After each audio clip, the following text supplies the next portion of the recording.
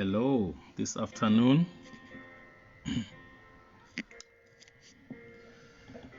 uh, a bit late, a couple of minutes because of some technicalities here. Anybody there wants to come in, please come in. Okay, I can see. Okay, thank you. Thank you very much. I can see you there. Bless you. Right, thank you so much. Let me take this opportunity to greet all of you, all those who are watching this afternoon.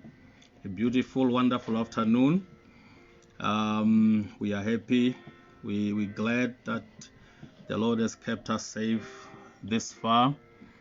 Thank you, Rexen. I see you there. Thank you very much. I see you waving there. Thank you for coming in. This afternoon, we just want to have a conversation. This platform, basically, it's a more of a communal or community program where we would love to have a conversation with members of our community. We would like to welcome you who have just joined this platform, and thank you very much. My name is Andres Mogoboya, welcoming you in the comfort of your lounge, and I hope we'll have some wonderful time together this afternoon as we take this time to explore some of the issues that are pertinent in our lives. First and foremost, let me introduce myself and clarify one or two things. First, I'm not a politician. Although I do have my own personal ideas about politics, I choose to reserve those on this platform. And number two, I'm not a scientist, a social worker, or an economist, or a specialist in any of those formal fields of study that you may be interested in. Number three, I am a pastor, and I belong to this community, which is Lephepane, Long Valley, Mosorone here in Zanin. Having said that, I would love to also welcome any other person in any other community outside my immediate community with whom I'm trying to open this public conversation. You're welcome, all of you. Although today, as an introduction, I would like to take you through an exploratory route where we'll look at just a few of our local questions here. I see you, Mema Age there, Rebonim Kondwani. Thank you very much also for tuning in. And for these few minutes, let me also invite every other person who might be interested to just tune in quickly, especially our young people and professional adults who may be interested in joining me as we endeavor to grapple with some issues that concern us. I'm sure that the issues that we deal with here are not unique to your community wherever you are. If you are found outside Long Valley, Lephepane, Khujwana and Mosorone, if you are found outside those localities, I'm sure the issues we raise here with the community also concern you. All right, how do we begin? Let's begin our journey today.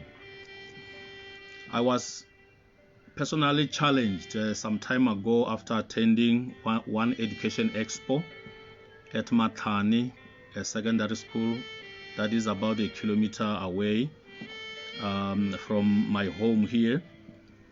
And the other one at Mukaba Secondary School. Mukaba Secondary School was named after my father, who was chief for quite a number of years from 1950 to 1984. And I attended those expos respectively. They were organized by Mr. Rasebalane Leslie and his friends, who are also part of this community, to whom we are very thankful. I realized that this community has produced many highly qualified professional people in various fields after those two expos. Despite the difficult conditions, of course, under which we grew up, and a myriad of other social economic disadvantages that surrounded us, we were able to overcome all the hurdles that would have prevented us from becoming anything in life. Those of you who know the place where I live, I will not be wrong to say is one of the most underdeveloped areas in South Africa. As a result, many of our people from this place in particular have decided actually to migrate to other areas, especially the town cities, and also the suburban areas, even to other progressive villages in South Africa. But I'm very thankful to God for all these gentlemen and ladies who presented during those two expos, and as they were introduced to us, I realized that there are so many people in this place who were produced by this community, who have become something very significant and contributing much to South Africa in every respect. Unfortunately, as I said, due to scarcity of job opportunities around Tzaneen, that might be a case in your area as well. Most young people and those professional people are working around Gauteng and other provinces as a result of lack of jobs around here. But that does not take away anything from the fact that this community has really produced very, very important people.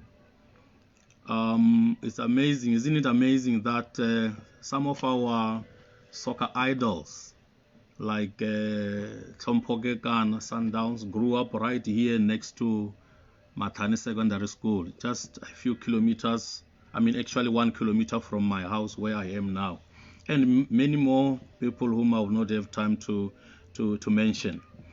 It was then that I realized that this community carries greatness. Although this area has been pathetically and systematically neglected in terms of development for the past 25 years and more, and it continues to be ignored in many respects, it does not take away from it the fact that its people are a great people. Rewinding our recent past, we had to fight bitterly for a mere third road. I still remember those days. I was involved also in the marches that were actually organized. Actually, I was one of those people who helped in organizing some of those marches and the drafting of memoranda to the municipality and so on, even to the province and all that. But even today, we continue to be without very basic services such as adequate clean water, decent roads, and lights within our villages. Above all, decent opportunities, well, that's a matter that we don't even have to talk about, because around this area, even if you want to start a small business, it's quite a challenge, because it's very difficult even to find funding to initiate your own small business. The best response usually that we get from those in power when we lodge complaints and we make requests about attending to this or that is usually rhetoric and more rhetoric, and usually nothing is done about it. As a consequence, many people have decided to resign themselves, not even enthusiastic in trying to engage themselves or to involve themselves in community matters, which is a big mistake, of course, But this is because people have come to realize that no matter what they say, the representations that they make, very little is done.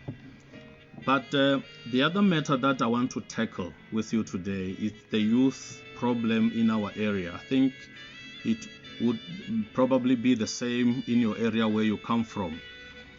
Now, judging by general population statistics of this area, our area here, most young people are not affiliated with any church. And this is a matter of concern. This compels me to ask the question, why are young people, boys and girls, and men, why are they not interested in church? And this is where our conversation starts. Is it because church is boring and out of touch with young people? Is it perhaps that church does not meet the real needs of our young people? Or is it because the youth are simply being neglected by churches? As one of the church leaders in this part of Zanin, I am concerned. I am concerned because the trend, this trend has actually brought with it unintended yet very undesirable outcomes. And I'm concerned because it impacts on the future of our youth. I'm concerned because it also impacts on families. Now, you know, as a minister, we spend much time talking to people, our young people and all that, and then suddenly you begin to realize the gravity of the state of families, especially I'm talking about this part of the country, which I think is the same with every other place. Now, in Letsitele Valley alone, there are many dysfunctional families, let alone marriages. And if we are to look at factors such as family integration or family solidarity, family adjustment and happiness, stability of the family, emotional as well as financial support, mutual respect and empathy in the family, nature of communication within households, just to mention a few. What you will find will be overwhelmingly scary indeed. Different forms of abuse have become a norm in many families. It affects performance at work, it affects our children at school, and it also affects their future. Even more importantly, it affects the whole community, because when children are raised in such homes, you can almost guess what type of citizens we are going to have. Yes, and this is the truth about our community. Thank you very much, those of you who are just coming in. Fushelelo, I see you there. Pastor Lukele, Michael, thank you very much. I see you. Sohuela, Joel, thank you very much for coming in as well. Yes, what I'm saying is the truth, and I think states after states, when this matter is being investigated right now during the lockdown, we have had many cases and reports about family violence, which is a very real thing. I know many children and many women, they actually choose to keep quiet about it, but this community that I'm focusing on today, where I'm working as a minister, this is what is actually happening, and this is what you can actually establish. The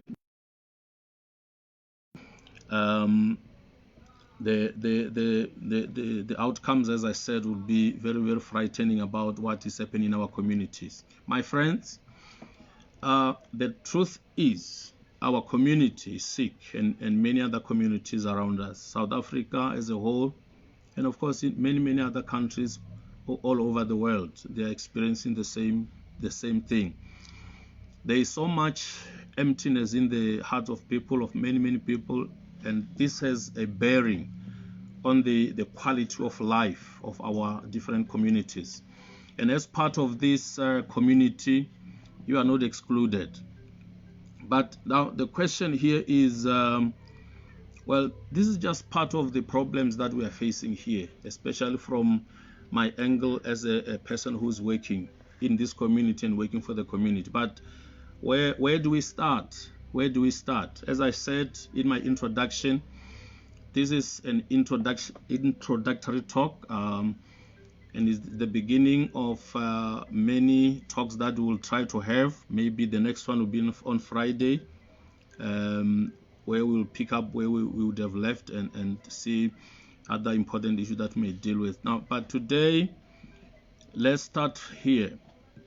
First, for real lasting change to happen, each one of us must honestly answer the following questions. You out there, our friends, members of the community, this is not a church thing. This is mainly a public platform, which I want you to participate very actively. Those questions are, number one, who am I? Who am I? Now, this is a question about your identity. It is about who you define yourself to be. Question number two is, why am I here? Why am I here? And that defines your purpose on earth. In other words, you want to understand what is the reason why I was born. How do I come to connect to my purpose in life? Question number three, which is very important, is what is life about? Or to make it even more personal, what is my life all about? This question seeks to find meaning, and if a person lives and cannot identify meaning in their life, then we already have problems. This cannot be generalized. This is specifically about you. This is the question that we need to answer as an individual. What is the meaning of your life? Does it really matter how you live? And why, or maybe alternatively, does it really matter what I believe? Does it really matter how I live and what I believe or believe in? And question number four, what is going to happen when I die?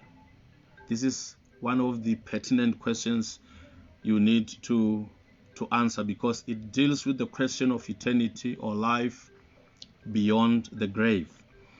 Now, if I have to summarize what I've already said, now those questions must be honestly responded to. We need to be very honest in actually dealing with those questions, because they are very, very important. All right. Now, while we are still here, I want us to also understand that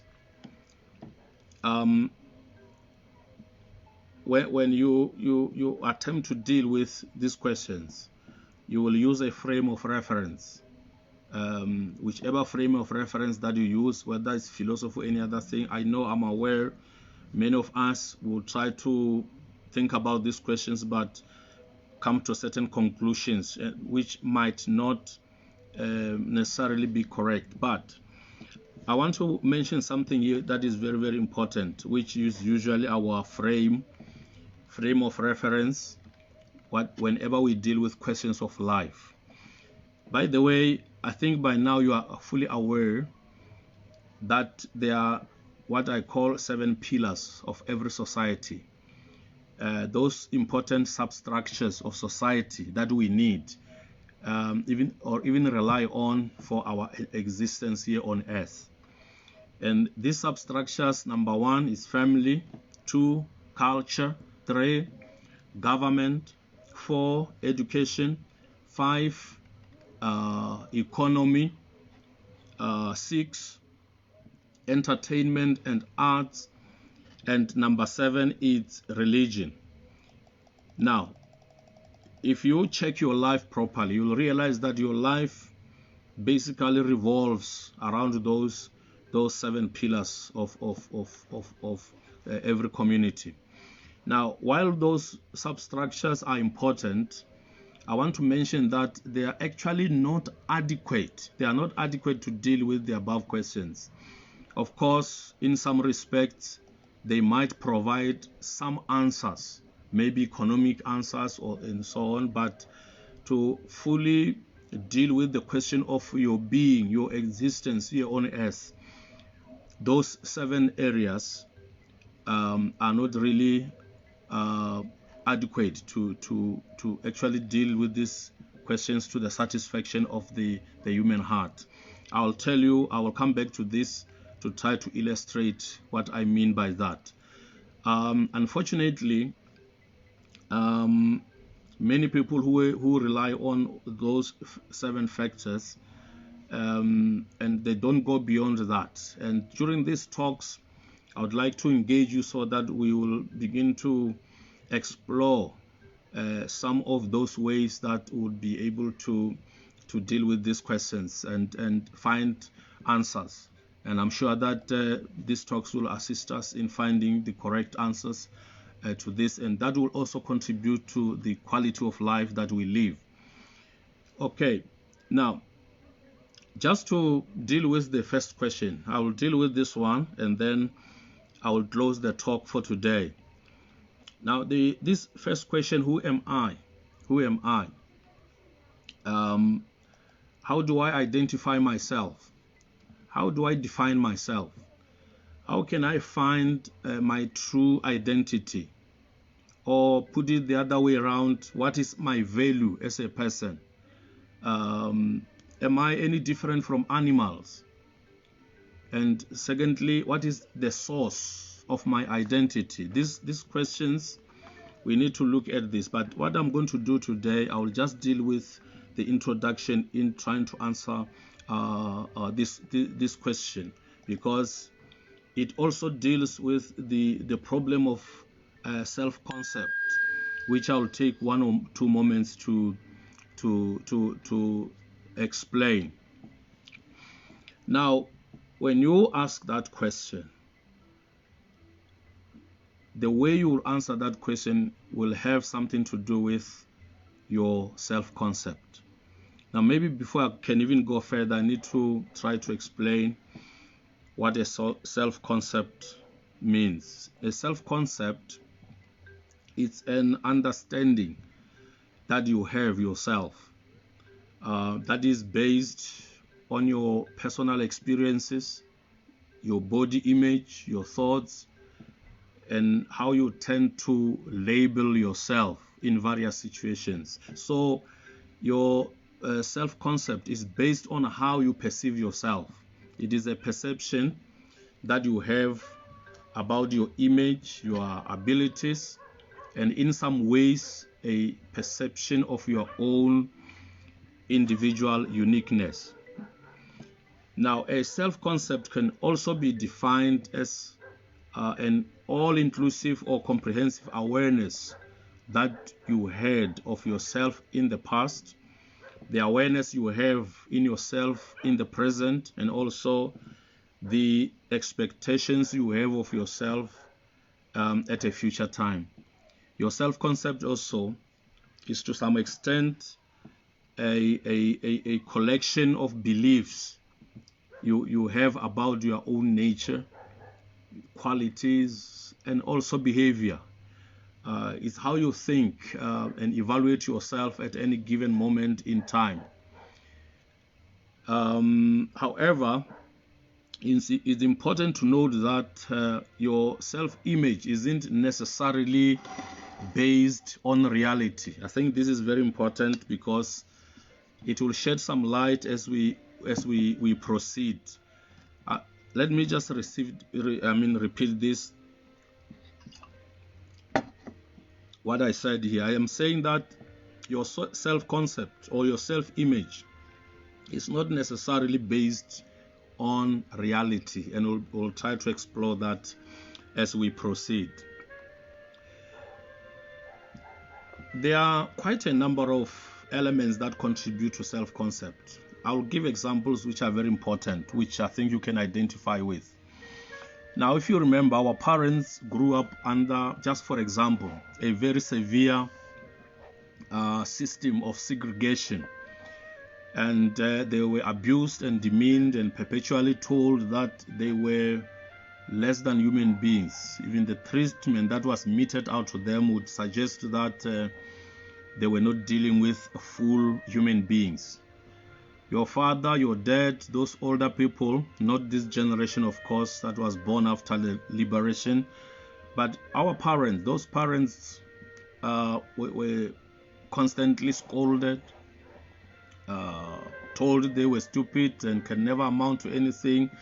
Some were even told that they will never come to the same level as white people. And even their children, the children of those bosses, those who hired them, you'll find a 7-year-old child calling your mother, who was over 50 years, a girl. And so they used to call them kitchen girls, and our fathers were used to be referred to as boys, garden boys, and all those demeaning labeling, which amounts to abuse. Now, I was listening to a story. It's not a story, actually. Trevor Noah actually went to Soweto to interview his grandmother. Trevor Noah's grandmother is I think she speaks Xhosa or something like that. Now, he went to interview her, and she remembers very well. She's an old woman now, at 91 years of age at the time of the interview. He asked her if, according to her, it would be better for us to go back to apartheid days. Oh, you should listen to her answer. I think if you can search, part of that recording is on YouTube. You can check that. When she responded, she emphatically said, never, never. No matter what happens now, in comparison, I would never want to go back to those days. And then she started to relate what was actually happening during those days.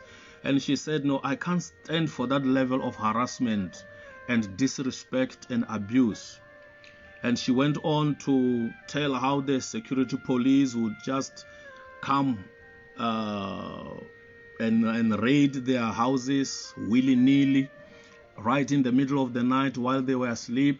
They'll come then, kick the door open, and they would conduct searches without warrants and all that. And she went on to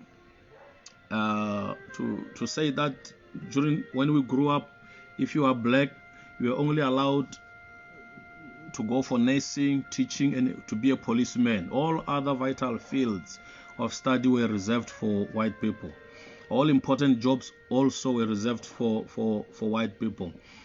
Even today with other sectors, you would still find where this sentiment is still persisting. And again, she mentioned something. She said, well,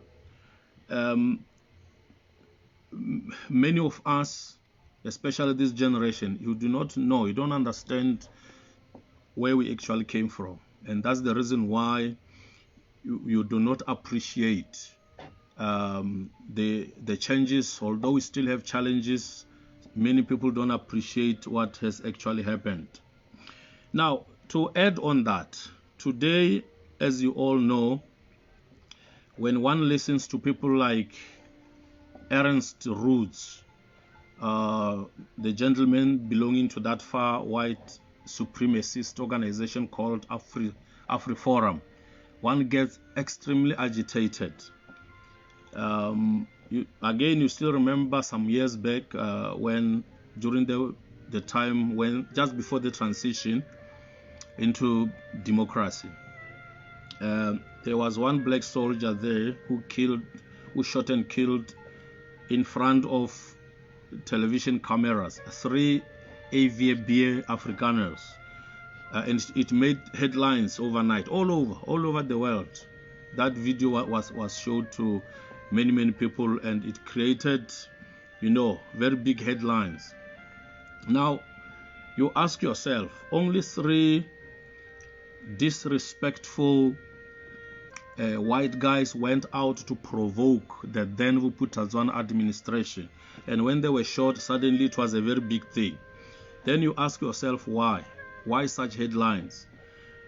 I'm posing these questions because I want you to understand where we come from.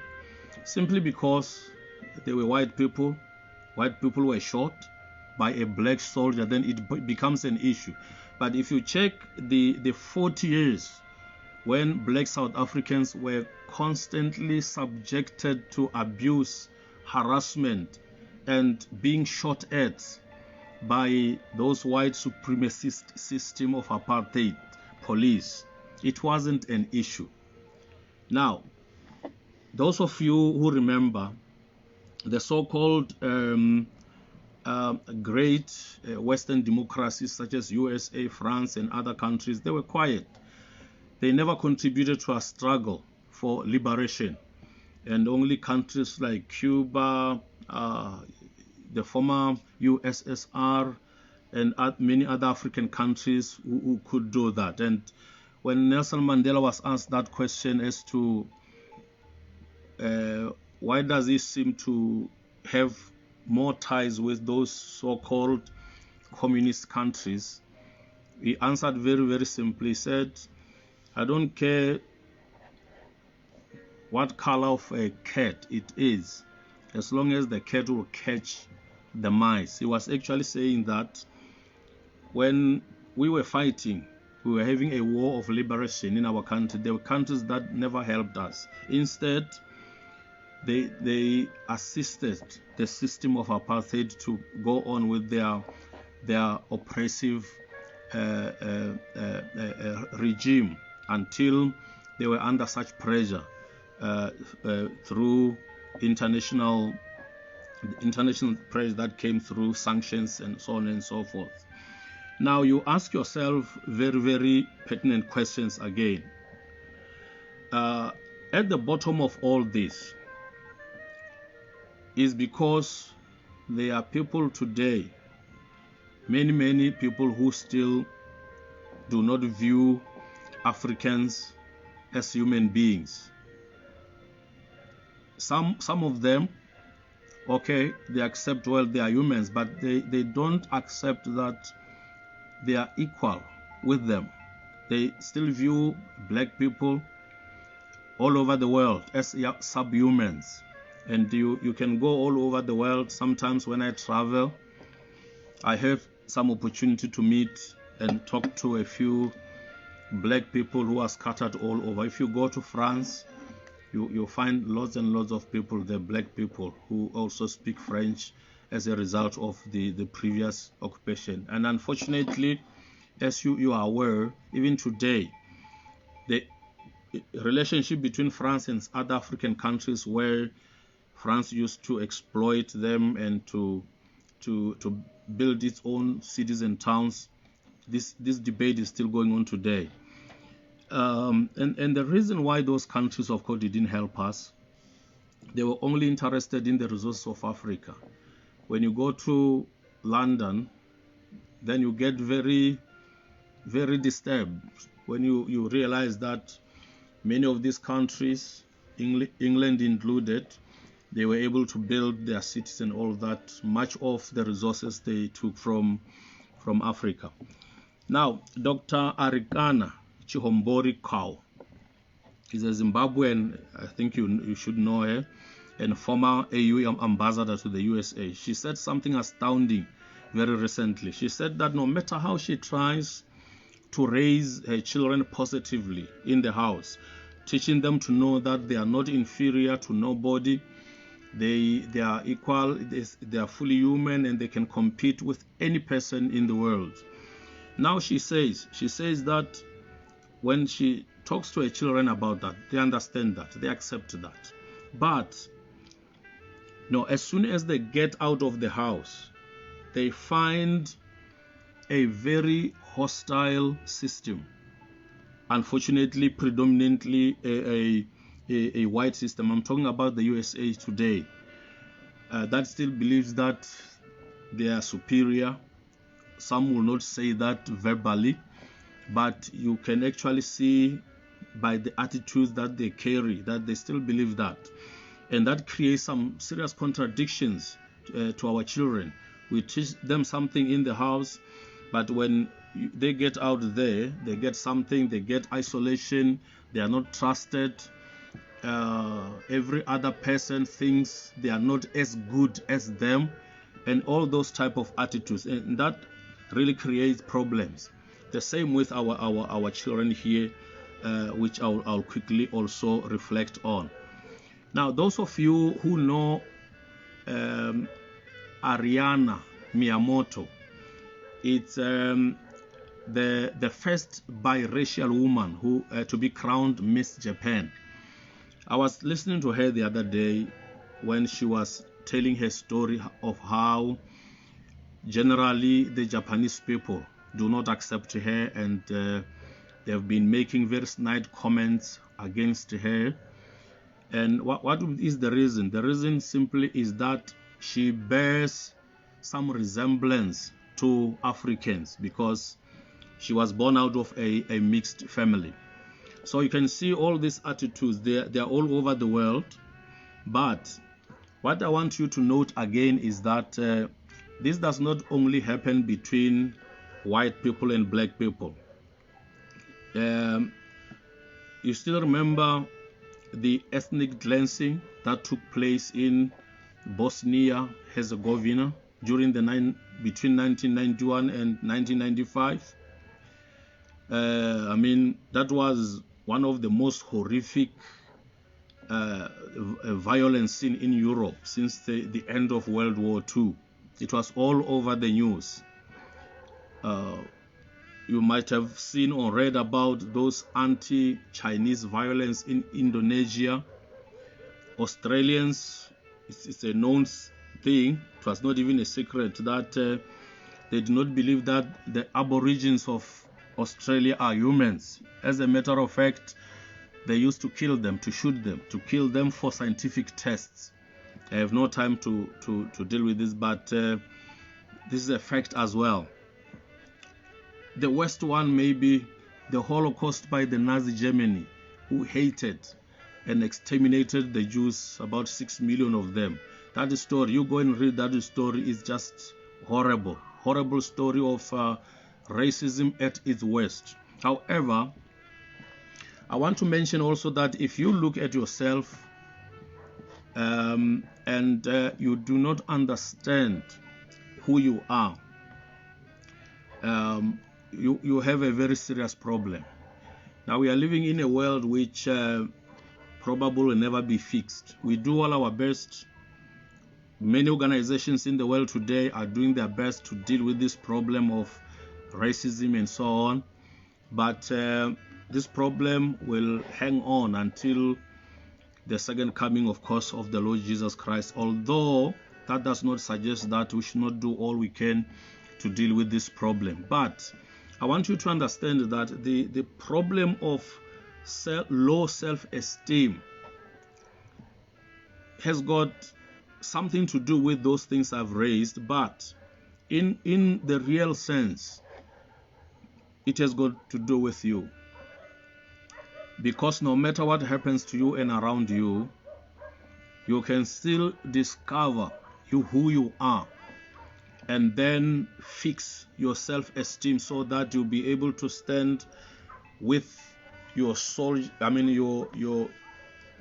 your chest squared up. You are able to compete with any person anywhere in the world and stand on the international problem wherever you go, in whatever you do, without feeling inferior. But this has got something to do with you discovering something about your identity. That's the reason why I want us to start there, because I think that this question of identity is very, very important. Because even today, if you go around our villages, you interview both old people and so on, even some of the professional people, they've not been able to overcome this problem of a low self-esteem. So this is a problem, is a major problem, again, in the manner in which we conduct our daily lives. Now, Low self-esteem is usually followed by negative effects like lack of confidence, pessimism in the future, and all that. People with a low self-esteem, they usually feel and think that they are not good enough. They feel inferior when they are among other people, especially those of a different cultural and so-called racial background. Although the word race may not be proper to use, because I believe there is only one human race. The world does not have many races, only one human race. And you'll understand as we proceed with these talks why I believe that we have only one human race. So many people go through life carrying a distorted mental picture of their own looks, of who they are, what they can ever become in life. And this is a very serious problem, especially among our people. Now, such people, usually when they even stand in the mirror, they only focus on those body parts which they think appear to be more defective. They don't see anything good about themselves, and they go through life like that. And that feeling and belief that you are inferior, that you are a lesser person in terms of your makeup and ability, the belief that you don't have what it takes to succeed or compete with any person, no matter what skin color they carry or their social background. Those are the outcomes of a false or a distorted identity, or the image that you normally have in your own mind. Remember, you may have an image in your head, a distorted image in your head, and you believe you are this and that, you are nothing and all that, but that might not be based, probably it's not based on facts and truth. So we want to unearth some of those things that will actually assist, especially our young people as they grow up, so that they'll have confidence, and so that they will live their lives to the full. Because the moment you have a healthy self-concept, it will help you to really get ahead in life. It will allow you also to maximize your potential and get the most from your strengths, talents, and also abilities that the Lord God has put upon your life. Now, when you have a weak self-concept, it will actually hinder your progress, and it will actually even sabotage your future, because with that kind of a concept, it becomes a problem actually if you want to explore things in your life and you carry that attitude. It becomes a big problem. Okay, but let me quickly go with you just through a few things, of course, that contribute to this damaged identity. Number one, we can look at the economic political system. It does contribute as well, because a person who was born in poverty, who grew up in poverty, never had the opportunity to go to school, cannot be like a person who had those privileges when they were growing up. So it does contribute. Number two, family background also is key to how we ultimately see ourselves. If you are raised by abusive parents, for example, you have parents who constantly say negative things about you, they reinforce that inferiority complex in your life. Some of you, as I speak like this, you might have grown up with parents who never took care of you, they neglected you. You might have grown up in a family with your siblings who did not treat you correctly and well. your brothers and sisters maybe also who used to abuse you, because this is one of the problems that we have in many families. So maybe you grew up in a home that has always been a war zone, because there are such families.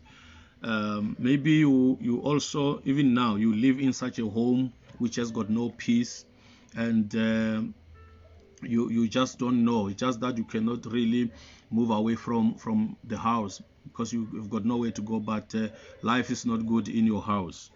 Again, another element is your peers. Your peers also do contribute to how you actually ultimately see yourself. There are those who constantly make negative remarks about you, either at school, when you play around and stuff like that. They would love to comment about your shape and your looks, etc., in a negative way. And the many young people are having a problem because of that. School also. This one is very important. I want you to listen closely. School, when I was doing my primary and secondary school, I was very lean. So there were people who always made very negative comments about my long, thin legs and all that. You know what I'm talking about. And so that affected me. I remember some used to comment about my complexion. I was much lighter when I was growing up than I am now. So they used to comment about my complexion and stuff like that, and I really felt bad because they likened me to those red sweet potatoes and all that, all that fun. When those things are said to you constantly, you tend to believe them. You tend to start to feel very bad about yourself. When I was doing Form 3 those days, that's grade 10, I didn't do well in mathematics. But when I was doing grade 9, I was good. When I went to grade 10, I was one of the worst people in the classes when it comes to mathematics, because the teacher did not help us, did not stir that confidence in us that we can do math. And she also did not know what she was doing. So from that time, I dropped mathematics altogether. I thought I was not good. But today, if I take a mathematics textbook, I look at it, I realize that this would not have been a problem to me had I had a good teacher. Teachers sometimes contribute to the damage that happens in people's identities. Now, let me take it even further. Now, some of us in this area, I know we send our children to schools which we think they are better. Before I can even get to this one, now I schooled with some people who didn't even finish. They didn't go through grade 10 because they had teachers who hated them. They would always hit them so hard if they commit a very small mistake in class. They hit them so much that they even left school. So if you have a teacher who does not love you, then you have a problem already, because it can also contribute towards that negativity. Now, I want to say this. I want you to listen to me very carefully. Now, in our area here, most parents believe that for our children to get better education, we have to take them to certain schools, particularly so-called white-dominated schools. You see, if you take your children to such schools and you only discover that teachers who are responsible for the education of your child also are still struggling with this feeling of inequality between themselves and the kids that they are teaching, that is a problem in itself, because once a person has got an attitude, it will be very, very difficult to hide that attitude. It will keep on popping up when that teacher continues to teach your children. But this is the question I want to pose to you. Why is it that almost 100% of white and Indian teachers in our schools not bringing their children to those schools where they teach? What is the reason for that? Why are they not bringing their own children? Why? Okay, if for the sake of argument, our schools, for example, Meridian, St. George, Rainbow, etc., which have got the majority of white teachers. Now, why are the teachers not coming along with their children to the school where they teach? Okay, if those schools really provide the best education and positive care for the kids, where are their children? Why are they taking their children to other schools where the majority of kids are either white or Indian? Let's look at this. There is a problem with this. Go and examine the schools around your area, which are mainly manned by white people. I've got nothing against white people, but you go and do that investigation, especially those schools where the dominant group is black kids. Then I keep on asking myself this question. Now, is it because there is best education in those schools? As I said, why are they also not bringing their children? If they really believe in non-racialism, why are they not bringing their own children? Of course, I'm not blaming any person in those schools for being racist. I'm simply raising questions which we must start asking ourselves, especially in this community. Because if we are going to deal with this problem adequately, if we are going to deal with this problem of racism, we need to start also with our kids when they're still young. You see, one of the things that assists children to be able to understand that all human beings are equal is when they can be together, they play together, they are together, they learn together. Sometimes they hit each other. If children grow like that, when they grow up, they do not know that there is a white, there is an Indian, they only see human beings. But once kids grow up under those parents who have not learned to overcome this racism sentiment and stuff, and then they are placed in a school which represents their own so-called race, and also black children, like I've observed in our schools around here, they're all black, and there's no reason why they should. Those are private schools, and some of those schools are very good. They produce very good results. But why are other racial groups not attending those schools? And I'm saying these are some of the questions as a community we need to begin to deal with. I'm raising these questions because it is our responsibility, our collective responsibility as residents and citizens of this country to contribute as much as we are able to bring the integration of different people so that the next generations that come, if the Lord would not have returned, we would have a better, equitable society, which we do not have at the moment, in spite of the liberation that we have had. At human relations level, there is so much work that we still need to do. I'm going to end my talk this way for today.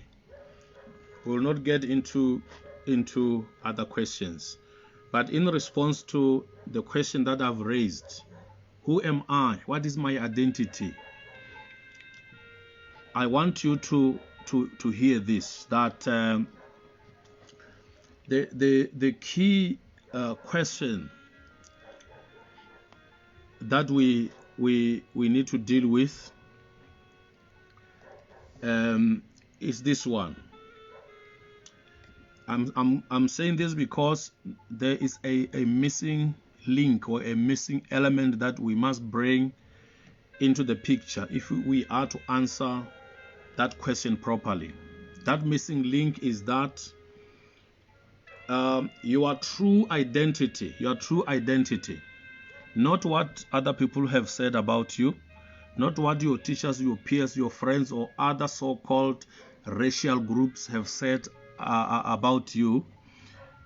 I'm saying your true identity is only found in the one who created you. Okay, let me pause a bit here.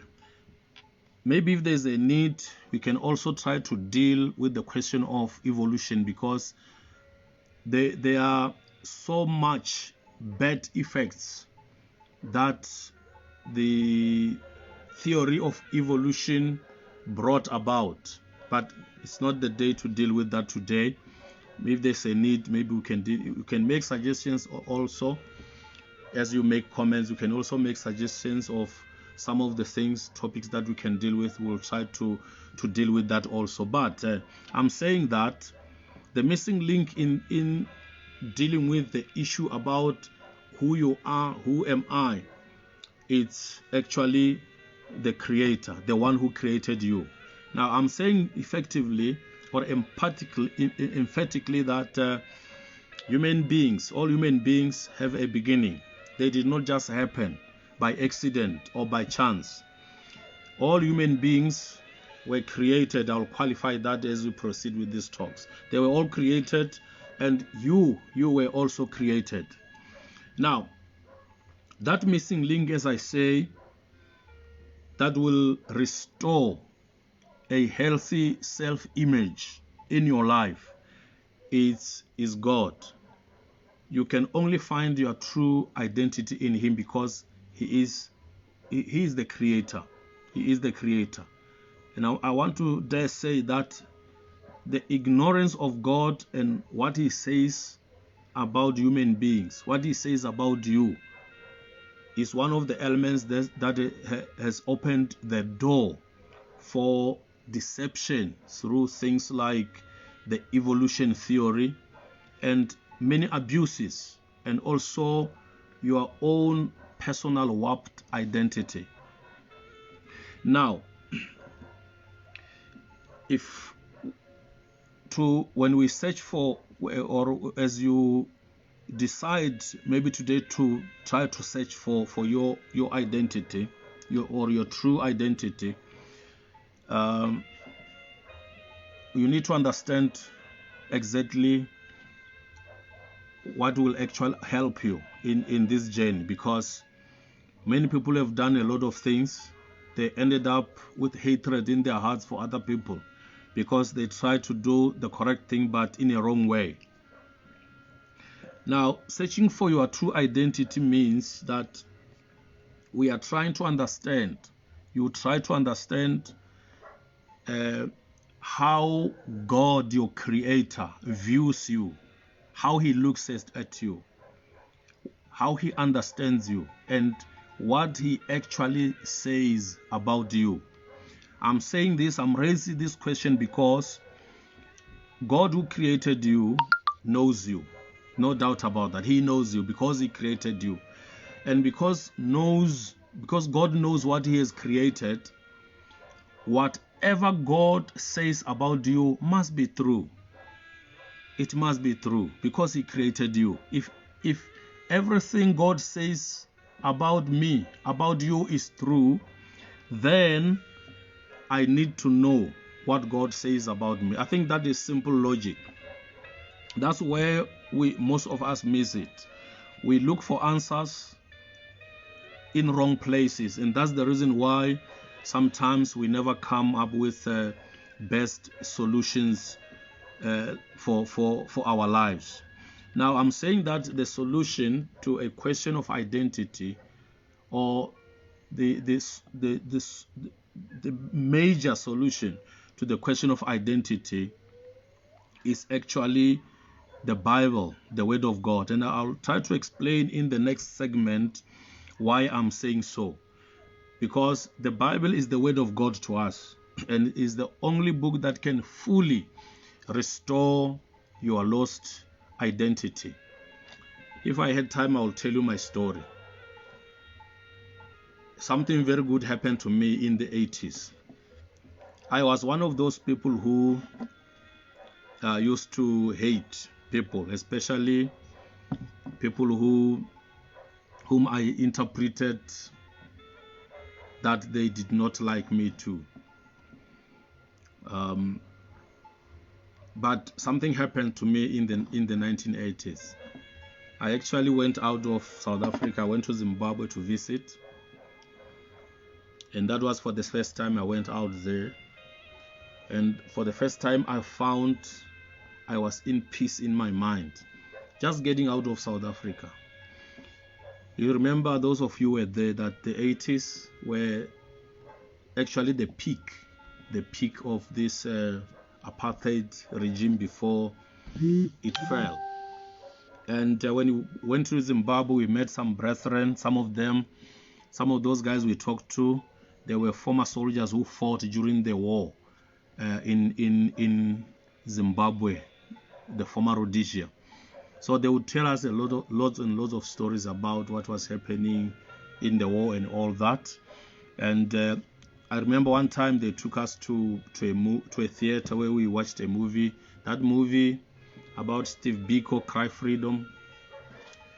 That time it was still banned, so we went there and watched the movie. You can imagine when we came out of the cinema how we felt. I mean, it was a feeling that I could not explain, anger and all those sorts of things.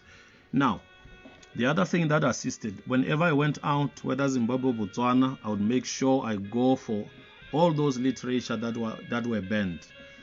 I would buy books, I would read them there. I would sometimes smuggle books through some of my friends in the former Southwest Africa, Namibia. I would read them. I would even smuggle some of the books back into South Africa.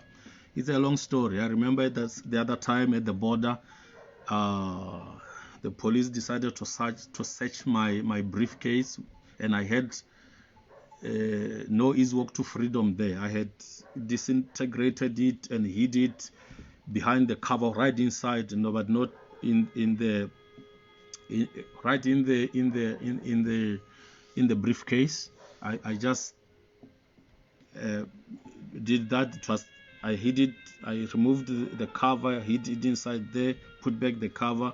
I put some books inside there. So they took me for about an hour or half or so.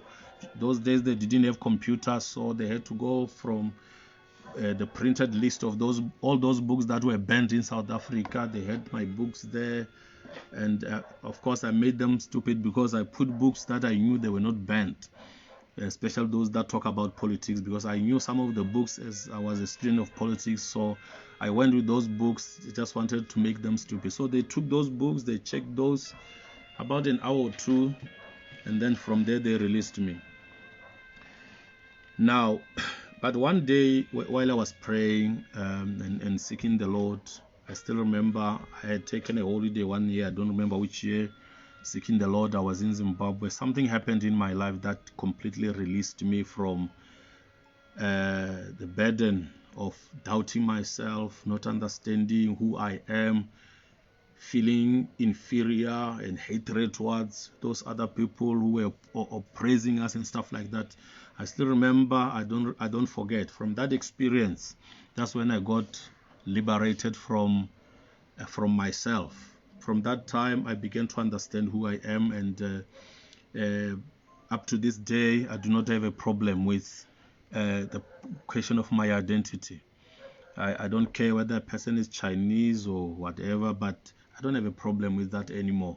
If a person decides to hate me, it's their own business, but it will not really affect me because I've been delivered from that. I'm saying to you as I conclude, my friend, the one who created you is the one who can actually tell you who you are. And I discovered myself when I consulted him, and there is such liberating power. There's such liberating power if you can go with me and follow some of the suggestions that I'm going to make as we go on in this public platform.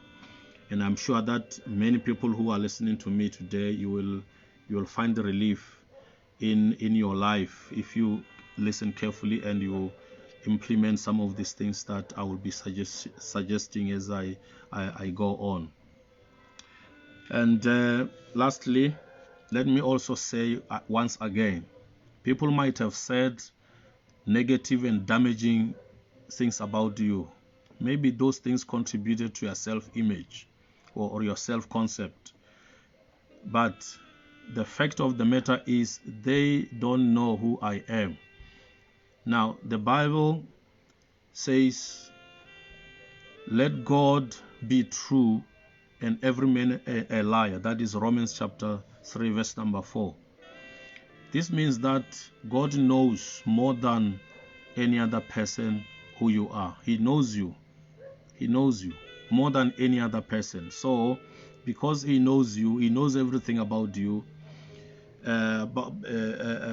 even more than your colleagues, your peers, even that psychologist that maybe you consult. He knows much more than every human being on earth. So, what God says about you is more important than what man says about you. And this is what I'll be dealing with in the next segment of this talk. What God says about you is more important than what any man might say about you. And if you go along with me, I'm sure that some of you who are still struggling with this problem because of many factors that I've mentioned and more other factors that I did not mention, you will agree with me that at the end of the day, you can find true freedom and liberation about who you are from God Himself. Those of you who have got Bibles in your home, it doesn't matter, even if you don't go to church, but you have a copy of a Bible. One of the things I'm going to start talking about next in the next segment as we explore this and other issues, I would want to refer you to the book of Psalms in chapter 8. If you can read all those verses, I will appreciate. And that's the first thing that we'll talk about, and I'll also be able to address other matters about you. By the way, remember, we are attempting to answer those 4 questions that I've raised in my introduction, and we want to try to answer those questions because those are key questions. The questions, by the way, are: who am I? Why am I here? What is life about? And number 4, what is going to happen when I die? And I guess those are the questions that every human being asks. Doesn't matter, you may not be going to church. This is really not about the church now, it's about you. I want to try to help you, to assist you, because at some stage I also had those questions and I found answers to those questions, and I'm sure if you go along with me, you will be able to answer and to deal with those questions adequately. And I guarantee, if you are honest with yourself at the end of or during the course of these talks, you will be a free and a different person altogether. And lastly, just as we close, if you have got questions you want to ask, you can WhatsApp me. My number is 076 841 3501. 076 841 3501. You can WhatsApp me some of those questions. And secondly, to those people who are living within my community here, should you wish to have some personal touch with me, especially immediately after the lockdown, I'm willing, because I don't work just for my church. I work for the community as well, and I care about you. You may not be going to church, or you may be going to another church, but you have got these questions, you have got things that you want to share with me, you want me to help you. I'm sure if you make an indication, we can set up an appointment, and I will do my best to assist you. Don't worry, God is alive and He will help you. He has helped many people like me, and He can also assist you. So that's my number. Anytime you can send me a message, or we can communicate in whatever way. Even after this segment, we've closed this segment, and I will appreciate that. And any suggestions about some of the important things that we can deal with, you can keep sending those topics or so, especially those that are very important for the building up of our community. Then we'll be able to deal with that. Remember, one of the most important things, especially in our community here, is to help our community to accept, members of our community to accept themselves, to begin to see themselves as full human beings and second to none. And this is what we are, and this is who we are. But we will take you through a very important thing so that you will begin to understand why you need to begin to think about yourself differently. God bless you, my friends, wherever you are, from the comfort of your lounges. Thank you very much for joining me. Well, there are difficult topics that will be raised in the course of this. I'm sure that through God's help, we'll be able to talk to you, talk to everybody, talk to anybody. So God bless you, my friends. God bless you, my parents. We love you, and we'd like to see this community changing. We'd like to see rapid development in this part of this community. And please don't go away. Stay with us here. Stay with us on the broadcast as well, as we talk about issues that concern us the most. Thank you very much. God bless you. God bless your families. And good night to every one of you. Thank you so much.